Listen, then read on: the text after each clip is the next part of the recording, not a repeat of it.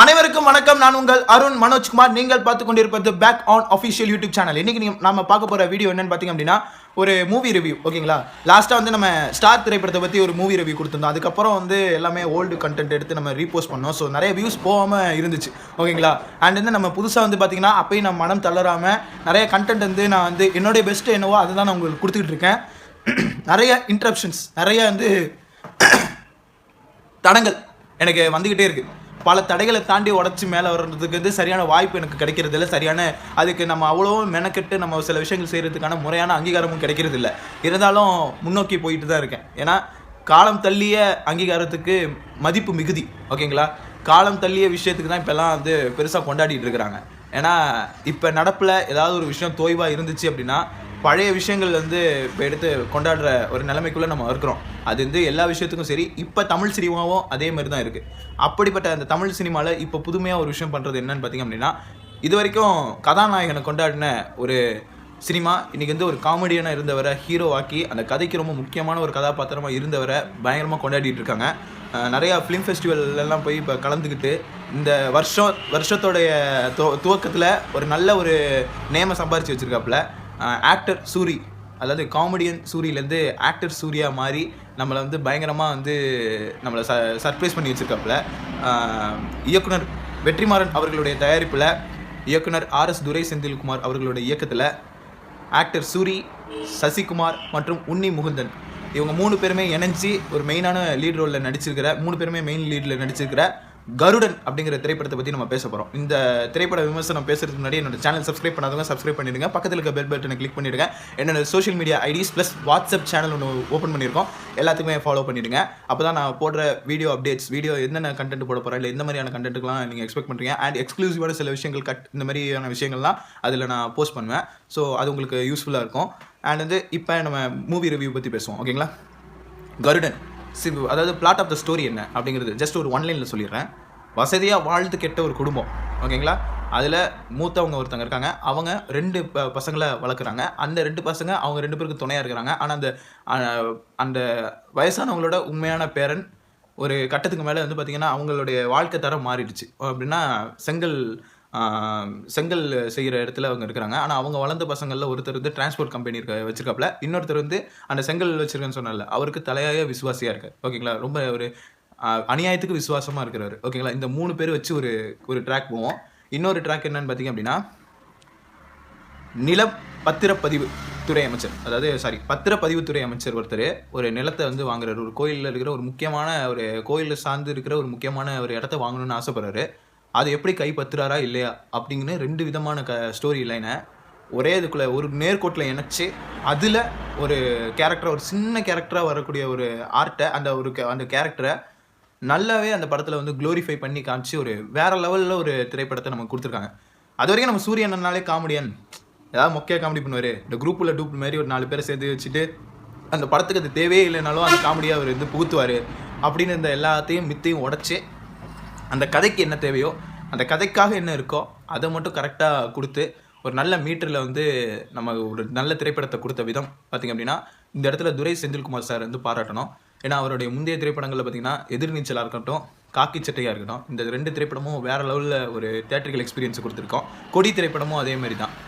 அதாவது இதில் என்னென்னா ஒரு சின்ன ரோல், ஒரு அப்பாவியான ஒரு ரோல் இருக்கும். ஆனால் அந்த அப்பாவியான ரோல் தான் அந்த படத்தை வந்து மெயினாக இது பண்ணும். ஓகேங்களா, ஒரு அப்பாவியாக ஒரு ஒன்றும் தெரியாத மாதிரி இருக்கிற ஒரு ரோல் தான் வந்து ஒரு கேரக்டரை வந்து மெயினான ரோலாக ப்ளே பண்ண வச்சுருவார்.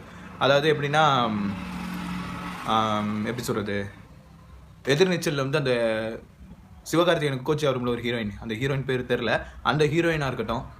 கொடிப்படத்தில் வந்து காளி வெங்கட் அவர்கள் இருக்கார்ல, அதாவது தனுஷோடைய ஃப்ரெண்டாக வருவாப்பில், அந்த கேரக்டர் லாஸ்ட் சீனில் ஒரு சம்பவம் பண்ணோம்.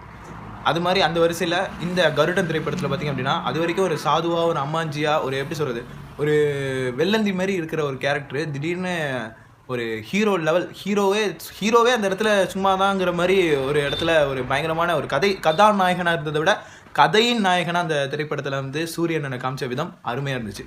இப்போலாம் வந்து கதாநாயகனுக்காகலாம் படம் ஓடுறதில்ல.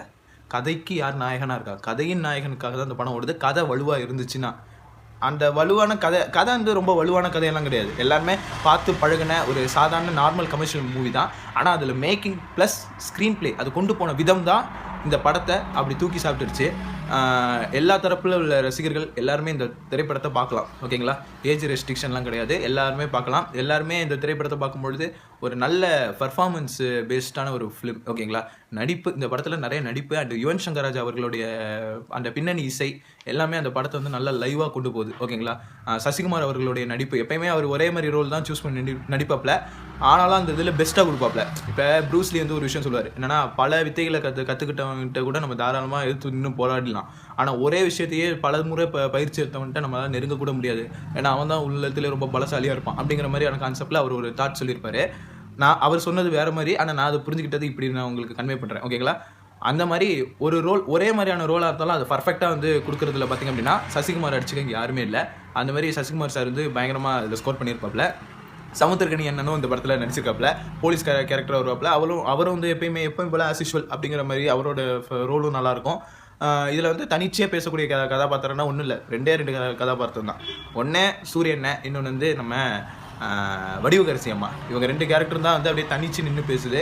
அதை தாண்டி மூணாவதாக யார் ஸ்கோர் பண்ணுறா அப்படின்னு பார்த்திங்க அப்படின்னா சசிகுமார் கேரக்டருக்கு அவங்களோட ஒய்ஃப் கேரக்டராக வர ஒரு லேடி. ஓகேங்களா, அவங்க பேர் எனக்கு தெரியல, பட் அந்த கேரக்டரும் செம்மையாக ஸ்கோர் ஆகுது.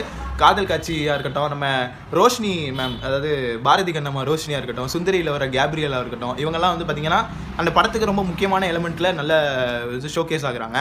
அது நல்லா ஆப்டாகவும் இருந்துச்சு. அது வரைக்குமே நம்ம தமிழ் சினிமாவில் பார்த்திங்கன்னா வெள்ளையாக இருக்கிறவங்க தான் ஹீரோயினி, வெள்ளையாக இருக்கிறவங்க தான் அப்படிங்கிற மாதிரி இல்லாமல் இங்கே கருப்பாக இருக்கிறவங்களுக்கும் நல்ல ஒரு ஸ்கோப் கொடுத்து ஒரு படத்தில் ஒரு மெயினான இடத்துல மெயினான ஒரு களத்தில் கதை களத்துக்கு ரொம்ப முக்கியமான கதாபாத்திரங்களாக வச்சுருக்காங்க. என்ன அந்த சசிகுமாருக்கு ஜோடியாக அந்த வெள்ளை ஹீரோயினி தான் வச்சுருக்கணும்னு அவசியம் இல்லை, அது வந்து கமர்ஷியல் எலிமெண்ட்டுக்காக கூட வச்சுருந்துருக்கலாம். இல்லைனாலும் அந்த படத்துக்கு அந்த ஆப்டாக அது வந்து அமைஞ்சிருந்தாலும் அது இருந்தாலும் இல்லைன்னு சொல்ல. ஆனால் அந்த 2 கேரக்டருமே நல்லா வடிவமைச்சு அதுவும் நல்லாவும் போச்சு, இதுவும் நல்லாவும் போச்சு.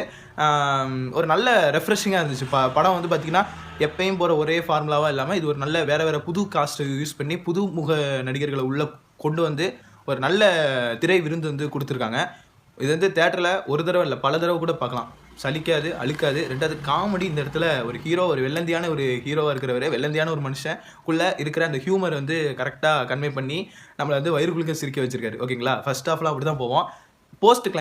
ப்ரீ கிளைமேக்ஸ்க்கு முன்னாடி ஒரு சீன்ஸ் வரும். அந்த சீன்ஸ்லையுமே ஒரு ரொம்ப சீரியஸான சீனில் கூட பயங்கரமாக காமெடி பண்ணி வச்சுருப்பாங்க. அதுவுமே அந்த படத்துக்கு நல்லா ப்ளஸ்ஸாக அமைஞ்சிருக்கும். ஓகேங்களா, மொத்தத்தில் இந்த திரைப்படம் இப்போ தமிழ் சினிமாவில் வந்த ஒரு ஃபஸ்ட்டு பிளாக் பஸ்டர் ஃபிலிம் கூட நல்லா அடித்து சொல்ல முடியும். ஃபஸ்ட்டு பிளாக் பஸ்டராக இது வந்துடும் அப்படின்னு சொல்கிறேன். சூரியன் வந்து பார்த்திங்க அப்படின்னா விடுதலை 1 அந்த திரைப்படத்தை பற்றி நான் ஆல்ரெடி பேசி வச்சுட்டேன். அந்த வீடியோ இப்போ நான் ரீபப்ளிஷ் பண்ணால் கூட வியூஸ் போகுமான்னு தெரியல, பட் நான் ரீபப்ளிஷ் பண்ணுறேன். ஓகேங்களா, அன்லிஸ்டடில் போட்டால் அடுத்த காட்சியில் போட்டுடலாம், அதை ஆட் பண்ணிடலாம், ஒன்றும் பிரச்சனை இல்லை. அப்புறம் வியூஸ் நல்லா போணுச்சுன்னா அதை நம்ம தனியாக கூட பப்ளிஷ் பண்ணிக்கலாம். ஓகேங்களா, 1 year ஆஃப் விடுதலை 1 அப்படின்னு ஒரு நாள் வரும், கண்டிப்பாக அந்த நாளில் பப்ளிஷ் பண்ணிடலாம், பகலில் கூட பப்ளிஷ் பண்ணிடலாம். ஓகேங்களா, அதுக்கப்புறம் சிவகார்த்திகேயன் அவர்களுடைய தயாரிப்பில் கோட்டுக்காளி அப்படின்னு சொல்லி ஒரு திரைப்படம் வந்து ஃபிலிம் ஃபெஸ்டிவலில் வந்து ஒன்று ரிலீஸ் பண்ணியிருந்தாங்க. அதுக்கெல்லாம் வந்து பார்த்திங்கன்னா தலைவன் ஃபாரினில் கோட் சூட்லாம் போட்டுட்டு கெட்டப்லாம் பயங்கரமாக மாசாக இறங்கினாப்புல. அதெல்லாம் பார்க்கும்போது ரொம்ப ஆசையாக இருந்துச்சு.